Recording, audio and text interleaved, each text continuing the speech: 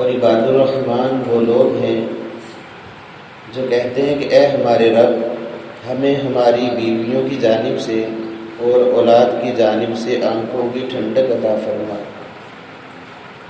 اور ہمیں متقین کا امام پیشوا بنا دیجیے۔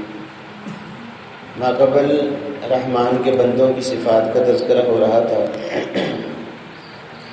اس آیت کریمہ میں اللہ رب العزت نے 13ویں اور 14ویں صفت کا تذکرہ فرمایا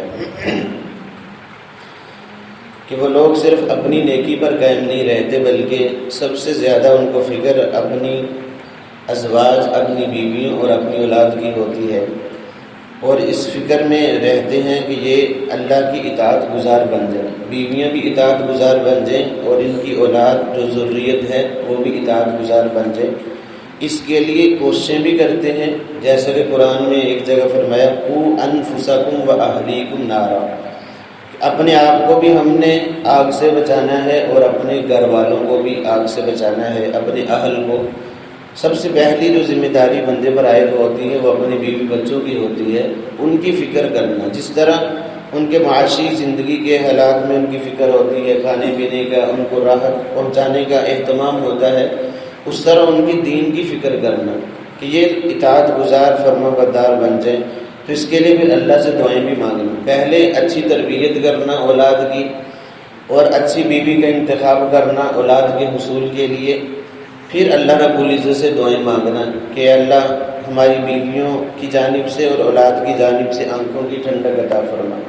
یاد رکھیں، آدمی جتنا بھی دین پر قائم ہو، دین پر چلنے والا ہو، اگر ادھر سے اس کی آنکھیں ٹھنڈی نہیں ہیں بیوی کی جانب سے اور اولاد کی جانب سے، تو اس کی زندگی میں ذرہ برابر بھی سکون نہیں ہے۔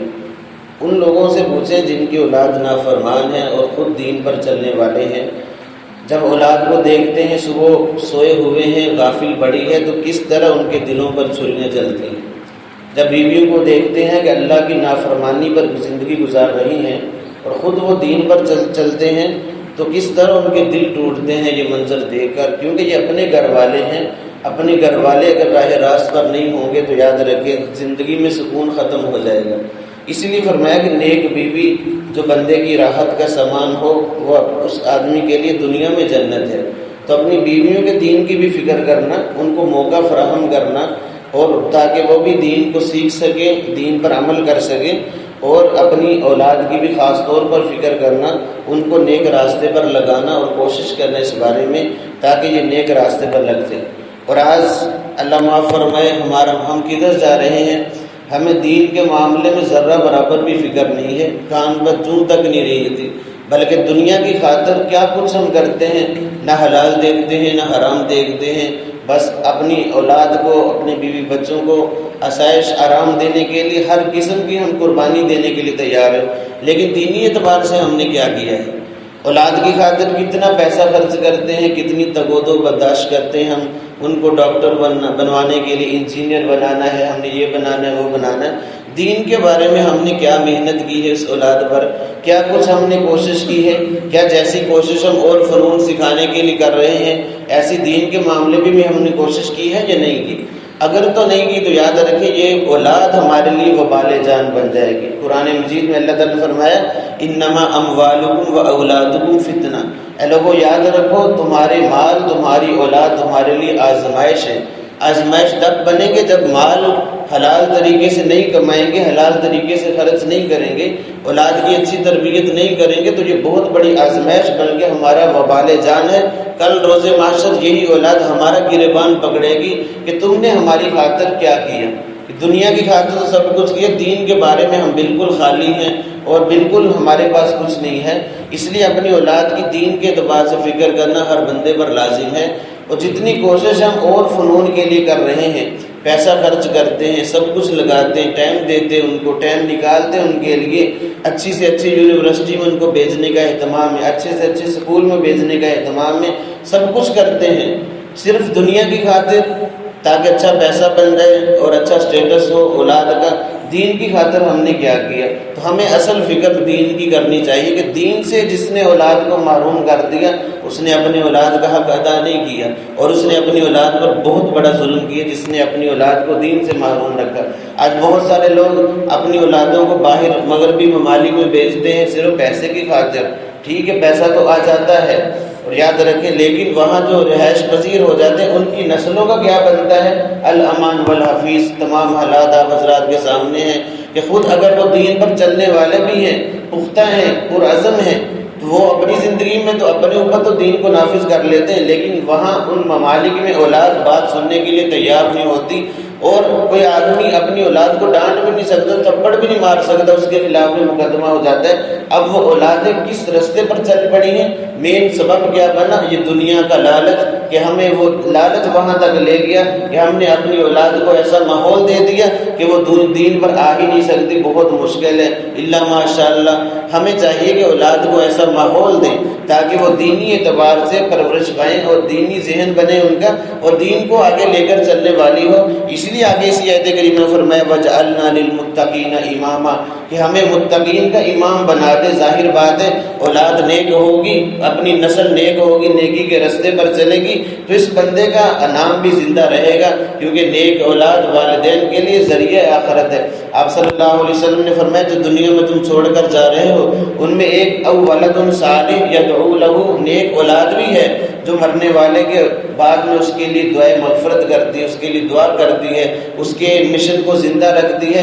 لیکن خود اگر ہم نیک ہوں گے تب یہ سارے معاملے ہوں گے۔ ہم خود بھی نیک ہوں، اولاد کی بھی فکر کریں۔ یاد رکھیں بندے کی نیکی کا اثر اس کی اولاد تک پہنچتا ہے۔ آپ نے سورۃ کہف میں حضرت موسیٰ علیہ السلام اور خضر علیہ السلام کا واقعہ پیچھے سنا ہے کہ حضرت خضر علیہ السلام موسیٰ علیہ السلام دونوں جا رہے تھے اور ایک دیوار گر رہی ہے۔ اب بستی والوں نے تو کھانا تک نہیں پوچھا تھا، کھانا مانگنے پر بھی نہیں دیا تھا، ان کی دیوار گر رہی ہے اور خضر علیہ السلام اس کو سیدھا کر بغیر مزدوری معاوضے کے فری میں۔ تو موسیٰ علیہ السلام بول اٹھے کہ آپ نے ایسا کیوں کیا؟ گرنے دیتے دیوار کو اور آپ ان سے مزدوری لے لیتے تاکہ اس سے ہم اپنا گزر بسر کرتے۔ تو حضرت خضر علیہ السلام نے اس کو دیوار کو سیدھا کیا۔ وجہ کیا بیان فرمائی کہ یہ دو یتیم بچوں کی دیوار تھی۔ قرآن کہتا ہے وَكَانَ أَبُوهُمَا صَالِحًا، ان کا والد بڑا نیک آدمی تھا، اس کی نیکی کا اثر اس کی اولاد تک جا رہا ہے۔ آج ہم بھی نیک بنے تاکہ ہماری نیکی کا اثر ہماری نسلوں تک جاری رہے۔ اگر ہم گناہوں کے راستے پر زندگی گزاریں گے تو پھر یہ توقع مت رکھیں گے ہماری اولاد نیکی کے راستے پر چلے گی، نہیں، بلکہ جیسا ہم ماحول دیں گے، جیسے ہم خود ہوں گے ویسی اولاد ہوگی۔ تو اولاد کی تربیت کے بارے میں ہمیں سب سے زیادہ فکر کرنی چاہیے۔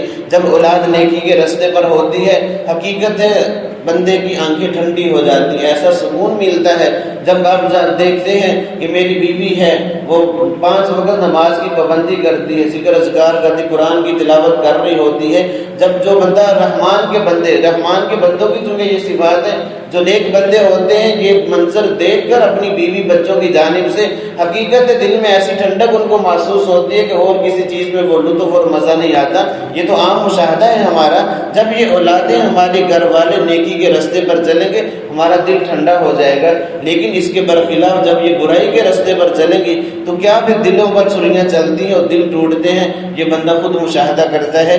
اس لیے اپنی اولاد کی فکر کرنا، اور اگر اولاد نافرمان ہے، بیوی بچوں کی جانب سے ایسے معاملے ہیں، خود ہم دین پر نہیں چل سکتے، تو یاد رکھیں یہ دعا جو ہے اللہ رب العزت نے بتائی ہے بڑی جامع دعا ہے۔ اس میں یہ تمام چیزیں آ جاتی ہیں، اللہ سے رو رو کر مانگنا، ربنا هب لنا من ازواجنا وذریاتنا قرۃ اعین واجعلنا للمتقین اماما۔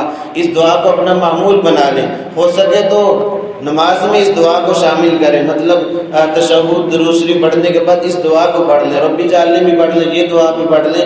آدمی جتنی مرضی قرآن و حدیث کی وہاں دعائیں پڑھ سکتا ہے، نماز کا اس کو حصہ بنائیں اور دیکھنا اس کا پھر اثر ہماری اولادوں پر ہوگا، ہماری بیوی بچوں پر ہوگا، اس کا اثر ہم آنکھوں سے دیکھیں گے اور اللہ تعالیٰ ہمیں بھی دین پر استقامت عطا فرمائیں گے۔ بڑی جامع دعا ہے، لیکن خاص طور پر دعائیں بعد میں ہوتی ہیں۔ پہلے ہم اپنے اعمال کو درست کریں، اپنی پوری کوشش کریں، اس کے بعد ہم دعائیں بھی مانگیں یہ دونوں کام ہوں گے تو تب جا کر اولاد اور بیویاں آنکھوں کی ٹھنڈک بنے گی۔ اور اگر ہم نے اس سے خود غفلت کی تو یاد رکھیں پھر یہ معاملہ بڑا مشکل ہے۔ ایک اور جو وجہ ہے عام طور پر اولادیں جو دین سے متنفر ہو رہی ہیں، اولادیں دین سے دور ہو رہی ہیں، یاد رکھیں اس میں ہمارا اپنا بھی کردار ہے۔ بہت سارے لوگ ایسے ہیں کہ جو جن علماء پر تبرہ کرتے ہیں، علماء پر زبان درازیاں کرتے ہیں، یہ بڑا سنگین جرم ہے۔ اللہ کے محبوب پیغمبر صلی اللہ علیہ وسلم کے فرامین کو ٹھکرا دیتا ہے جو علماء پر زبان درازیاں کرتا ہے۔ ہمارے اکابر نے لکھے، بڑے بڑے حضرات نے یہ باتیں کتابوں میں لکھی ہیں کہ جو علماء کے خلاف زبان درازیاں کرتا ہے، علماء کا بغض اپنے سینے میں رکھتا ہے، اللہ تعالیٰ نسلوں سے دین کو اٹھا لیتے ہیں، ان کی نسلیں برباد ہو جاتی ہیں، دین کی طرف نہیں آتی۔ بہت سارے ایسے لوگ ہیں خود تو بظاہر بڑے دیندار سب کچھ ہیں، لیکن اپنی ہی اولادیں دین کے نام سے چڑھتی ہیں اور دین سے دور نکلتی چلی جا رہی ہیں۔ اس میں مین کردار کیا ہے کہ جو بندے بھی علماء کے خلاف بغض رکھتے ہیں، نفرت رکھتے ہیں، ان کے خلاف باتیں کرتے ہیں، تو یاد رکھیں وہ اللہ کے نبی کے تمام فرامین کو جھٹلا رہے ہیں، اور اس کا نتیجہ کیا ہے کہ اللہ تعالیٰ علم سے محروم کر دیتے ہیں۔ اللہ کے نبی صلی اللہ علیہ وسلم نے فرمایا اکرموا علماءکم فإنہم ورثۃ الانبیاء، کہ لوگوں اپنے علماء کی عزت کرو کیونکہ وہ انبیاء کے وارث ہیں۔ اگر عزت نہیں کریں گے تو ہماری نسلوں سے یہ دین چلا جائے گا۔ آپ دیکھ لیں جو بندے بھی علماء کے خلاف بغض رکھتے ہیں آپ کو ان کی نسلوں میں دین نہیں ملے گا۔ کیوں؟ اللہ رب العزت کے غیبی نظام چلتا ہے، اور آج آپ اگر کسی عالم سے متفق نہیں ہیں، اختلاف رائے رکھتے ہیں تو آپ کو حق حاصل ہے، اس میں کوئی گناہ نہیں ہے۔ لیکن نفرت رکھنا دل میں، بغض رکھنا، ان کے خلاف زبان درازیاں کرنا، اس سے ہم اپنے آپ کو بچائیں، وگرنہ نقصان ہمارا ہوگا۔ اس کی شان میں کوئی فرق نہیں آنے والا، کیونکہ سب سے زیادہ اللہ سے ڈرنے والے یہی علماء ہے۔ اگر کسی کے اندر کوئی کمی کوتاہی بھی ہے وہ تو رو دھو کر اللہ سے معافی مانگ لے گا۔ ہم نے تو اپنی دنیا آخرت برباد کر دی ان کے خلاف باتیں کر کے۔ آج سیاست کے میدان میں دیکھ لیں علماء پر کیا تبرے ہوتے ہیں، کیا زبان درازیاں ہوتی ہیں، کیا کچھ ان کو نہیں کیا جا رہا، یہاں تک کہ گالیاں دینے پر لوگ اتر جاتے ہیں۔ ان کا کیا نقصان ہے؟ وہ تو اللہ نے جو مقام و مرتبہ عطا کیے وہ تو مل کر ہی رہے گا، وہ تو اللہ سے مانگنے والے بھی ہیں۔ سب سے زیادہ جب علماء ڈرنے والے اللہ سے، تو اللہ سے معافیاں بھی زیادہ مانگنے والے علماء ہی ہیں، اور ہم ان کے خلاف بول کر اپنی نسلیں برباد کرتے ہیں۔ اس لیے یہ بڑا سنگین جرم ہمارے معاشرے میں پھیلتا چلا جا رہا ہے۔ ہم نے خود بھی بچنا ہے، اپنی اولادوں کو بھی اس سے روکنا ہے تاکہ یہ دین ہماری نسلوں میں زندہ ہو جائے۔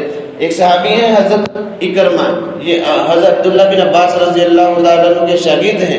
ایک مرتبہ حضرت امیر معاویہ رضی اللہ تعالیٰ عنہ کے بارے میں کہنے لگے کہ وہ تو ایک رکعت وتر پڑھتے، تو انہوں نے فوراً اس کو ڈانٹ دیا، دعہ فإنہ فقیہ، خبردار اپنی زبان کو بند رکھ، وہ صحابی رسول ہیں۔